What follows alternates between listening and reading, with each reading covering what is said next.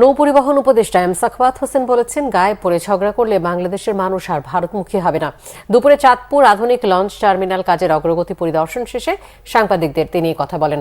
নৌ পরিবহন উপদেষ্টা আরও বলেন, ভারত যা করছে কোনো কারণ নেই এসব করার। এদেশের সব ধর্মের মানুষের ভালো মন্দ সমানভাবে দেখা হচ্ছে।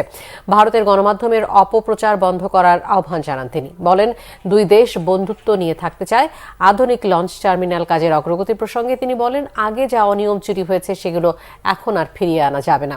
এখন যাতে আর চুরি না হয় সেটাই দেখতে হবে। প্রতিবেশীদের সাথে শান্তিতে থাকতে চাই, কিন্তু ওনারা যদি পায়ে পড়ে ঝগড়া করেন তাহলে বাংলাদেশের লোক তো আর কোনোদিন ওই দেশমুখী হবে না। এবং ওই দেশের প্রতি যে আমাদের একটা বন্ধুত্ব সুলভ ইয়ে ছিল, এটা খারাপ করছেন ওনারা।